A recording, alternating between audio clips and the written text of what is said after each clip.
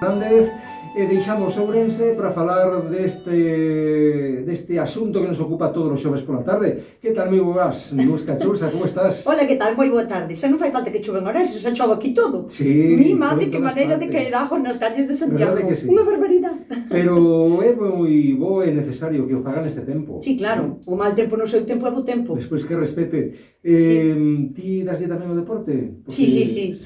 Pouco, ¿no? Eu todos os días o primeiro que fago é pola mañá para a piscina xa. Ás 7 da mañá, si, ademais á primeira hora, que é cando me gusta Din que o ir á máis piscina. completo o deporte ese.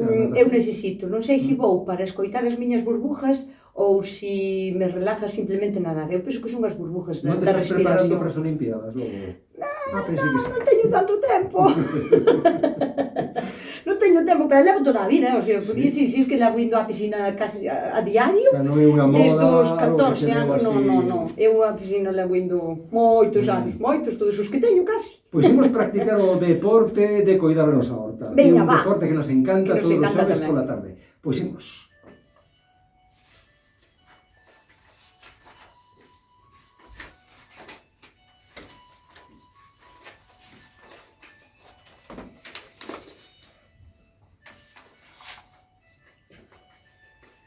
A horta de Nusca, que é a nosa horta, todos os xoves pola tarde, con moitas curiosidades, moitas dúbidas que foron chegando tanto a través do correo electrónico como o WhatsApp do programa, a través das notas de voz. Lembramos unha vez máis cal é esa vía de participación, Iago? O número de teléfono de WhatsApp o 627-751-962. Podedes mandarnos a vosa consulta en forma de texto ou en forma de audio e tamén acompañado de fotos. Hubo resposta estes días, sí? Moita participación. Efectivamente, o sea que cando querades, Arrancamos. Comezo xa, sí. Dalle Pois xa. por aquí Mercedes de Pontevedra pregunta a Nusca. Este ano teño que tirar prácticamente todas as, ela dime freixoas. Freixoa, tal cual. Que sería como É un tipo de guayaba, non? sí, é un tipo de guayaba, vale. sí. Dinos que están todas podres, aparentemente están preciosas, Sanas. pero cando as pelas xa ves unha picada pequena e están podres. Supón que será a mosca da froita. E pregúntache, Nusca, como combatela e en que época?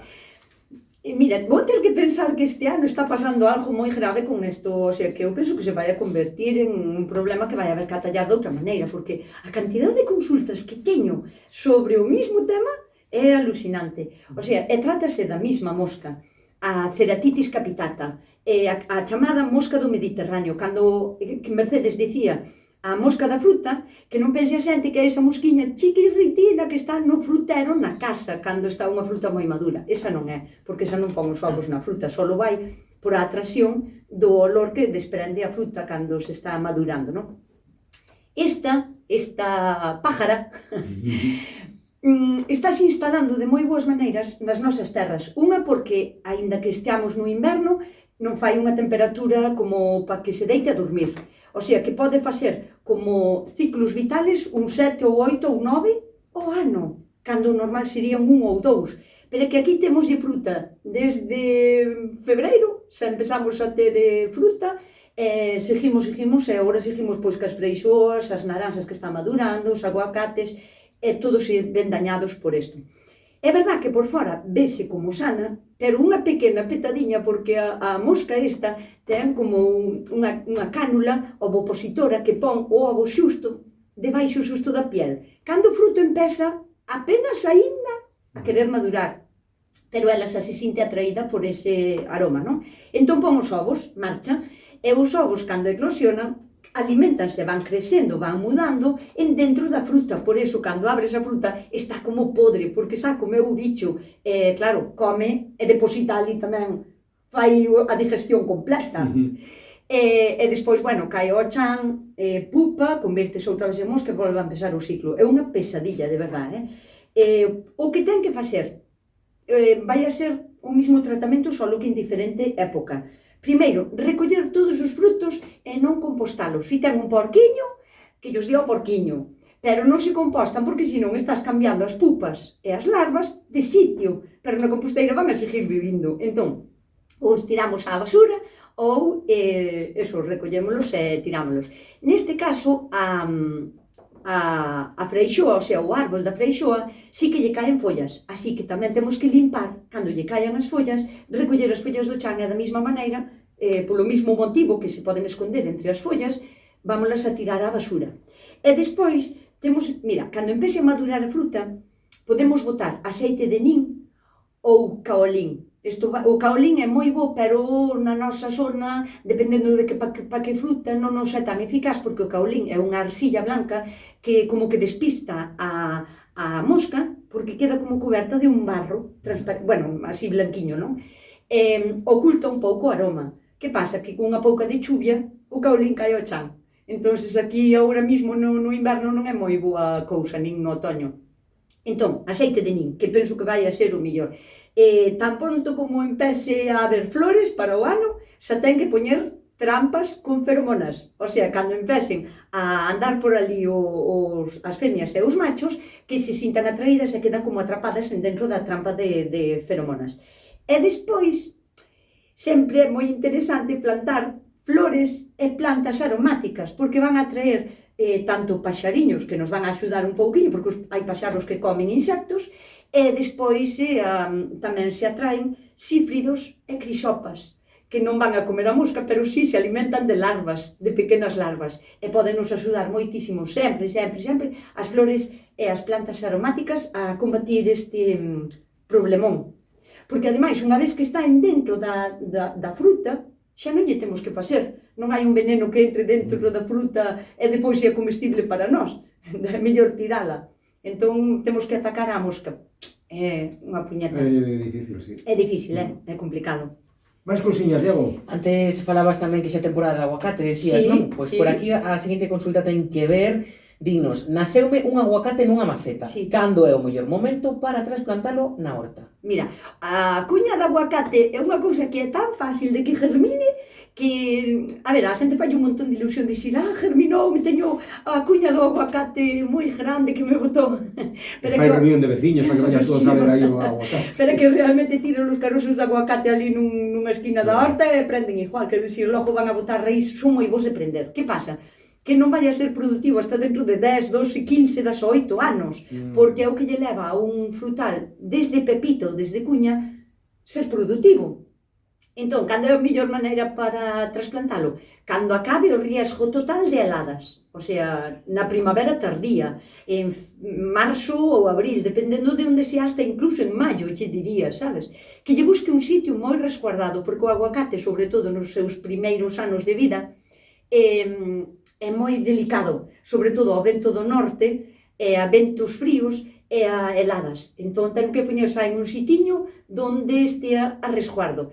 E nos primeiros anos, pois eu aconsellaríalle incluso cubrilo con unha malla térmica nos invernos. Unhas 4 ou 5 estacas e da arredor poñerlle unha malla térmica para cubrilo do frío, mentre non sea un árbol grande e adulto. E despois, xa por último, vou a recomendar que se quere comer fruta antes, que faga un inxerto, tan pronto como ese arboliño que plantou teña unha anchura pois máis gordo que un dediño ou así, se ten por ali alguén que teña un aguacatero que xa sexa produtivo, que colla unhas pujas para insertar no que ten ela, porque senón vai a tardar moitísimos anos en dar. Dicías tantos no feito? Pode ser, tranquilamente, a ver, ao mellor depende moito do clima no que está, porque se non lle dá moito vento, pois vai a ir mellor, non? Vai a ser como un adulto máis rápido.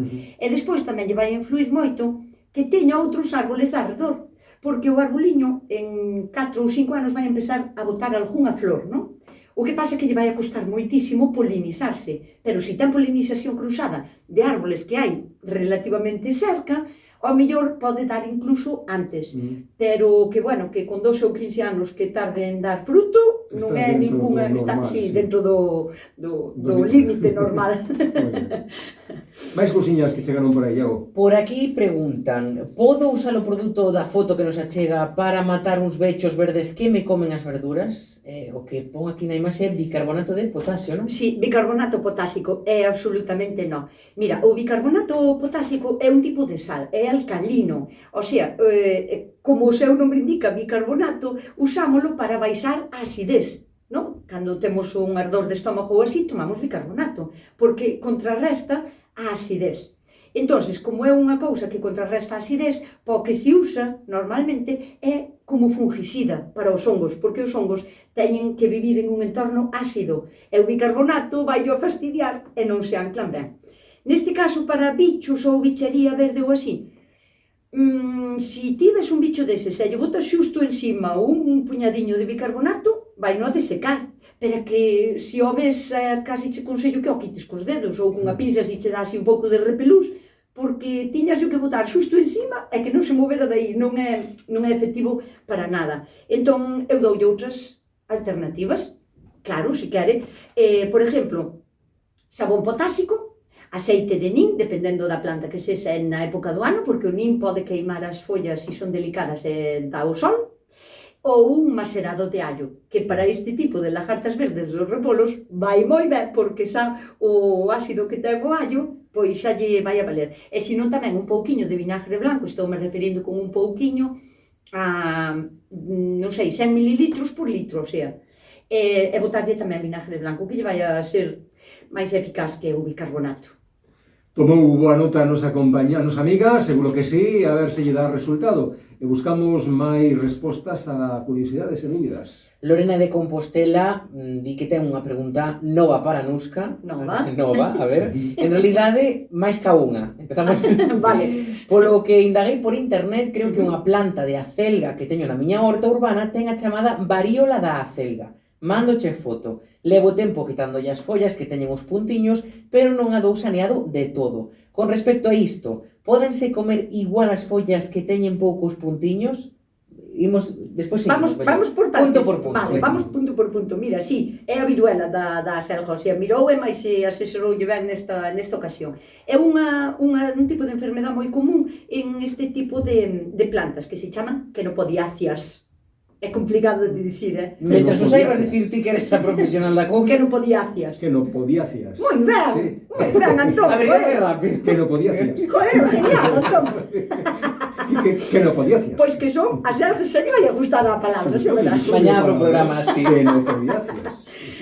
Bueno, pois iso que lle afecta as algas, as espinacas, a remolacha, caracterízase porque son uns círculos castañiños, ás veces con un reborde un pouco rojo, violeta ou así, e depois acaba necrosando.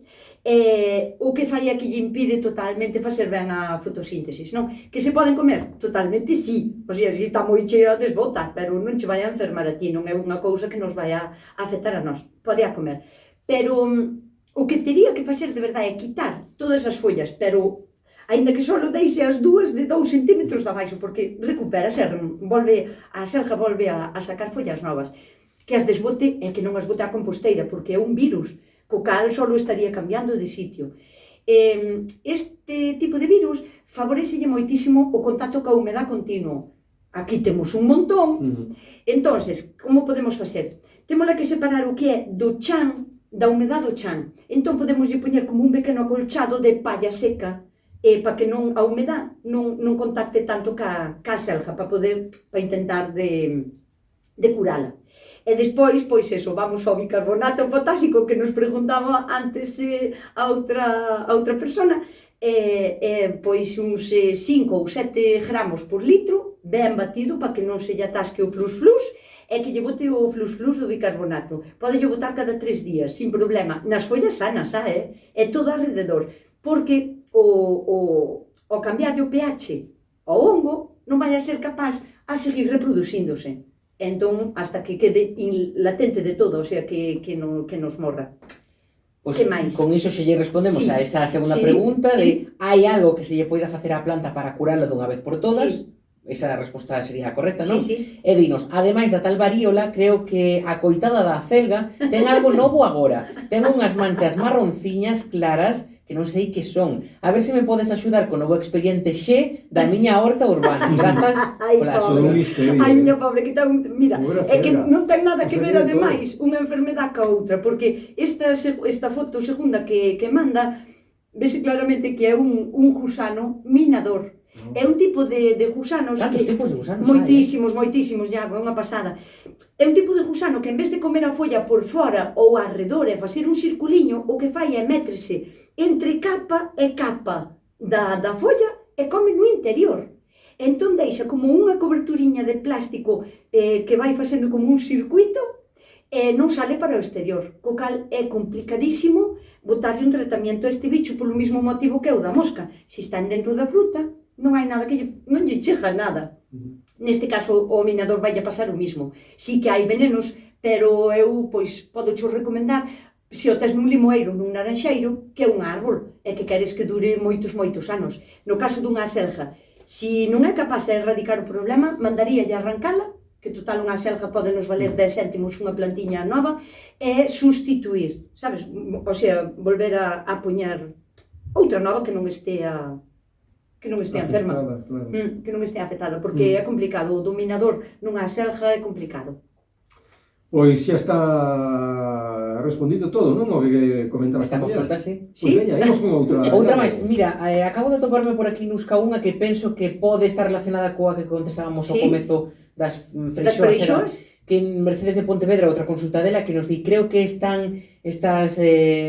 freixoas están picadas pola mosca branca, tirei uns kilos delas.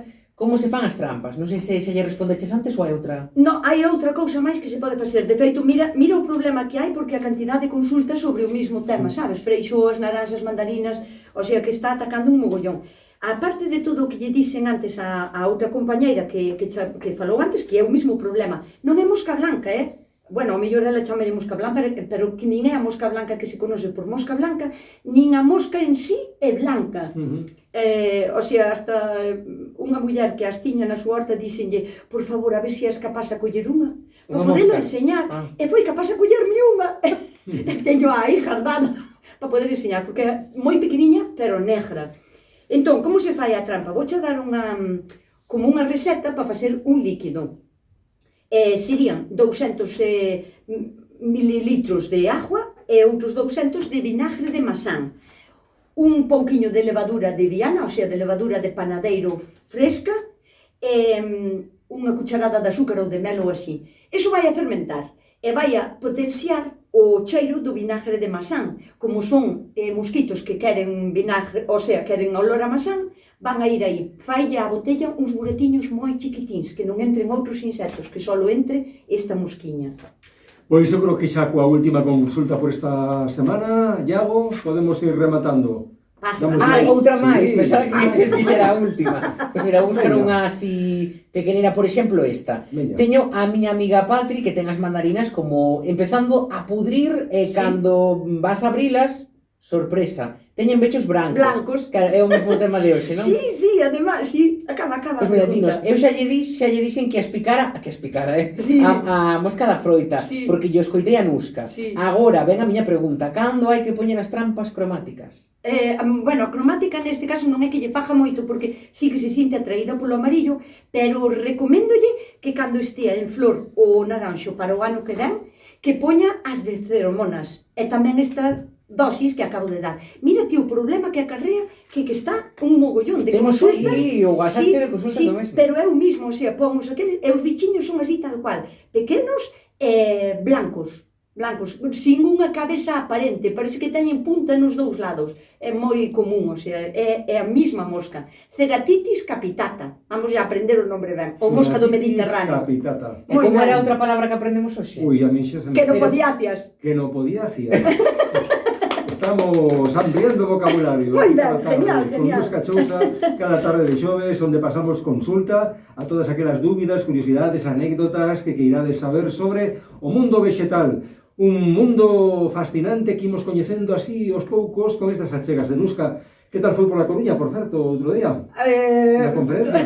Tuve que anular. Non me digas.